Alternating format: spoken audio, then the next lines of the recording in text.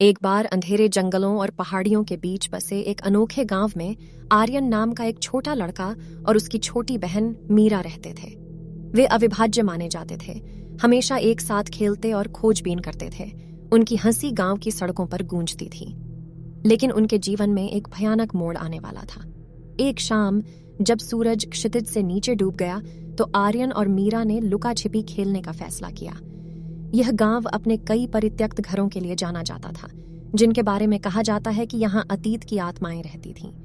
चेतावनियों को नजरअंदाज करते हुए आर्यन ने सुझाव दिया कि वे गांव के किनारे पर पुरानी जर्जर हवेली के पास खेलें। जैसे ही गांव में अंधेरा छा गया, आर्यन ने अपनी आंखें बंद कर लीं और गिनना शुरू कर दिया, जबकि मीरा ने जल्दी से हवेली के भीतर छिपने की जगह ढूंढी।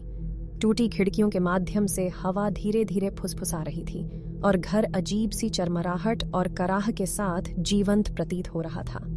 आर्यन ने गिनती पूरी की और मीरा को पुकारते हुए हवेली में चला गया, लेकिन कोई प्रतिक्रिया नहीं हुई। बस एक भयानक सन्नाटा था जिसने उसके दिल को धड़कने पर मजबूर कर दिया। उसकी रीढ़ में डर रेंगने लगा, लेकिन उसने इसे दिखाने से इनकार कर दिया। खुद को समझाया कि यह सिर्फ एक खेल था। जैसे ही उसने आगे खोजबीन की, उसने ऊपरी कमरे में से एक से हल्की सी चमक निकलती देखी। यह आशा करते हुए कि यह मीरा है, टॉर्च लेकर वह चरमराती सीढ़ियां चढ़ गया। प्रत्येक कदम सन्नाटे में गूंज रहा था। कोई जवाब नहीं दिया। उसकी पकड़ बर्फीली थी, जिससे उसे ठंडी ठंडक महसूस हो रही थी। मीरा, चलो, हमें जाना होगा, उसने विनती की, लेकिन वह दर्पण के सामने स्तब्ध रह गई। कमरा ठंडा हो गया और दीवारें बंद होने लगीं।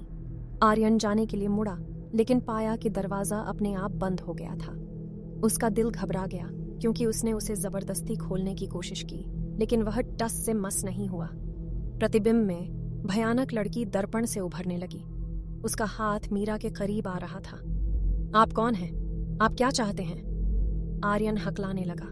उसकी आवाज डर से कांप रही थी। लड़की की आवाज कमरे में भयावह रूप से गूंज उठी।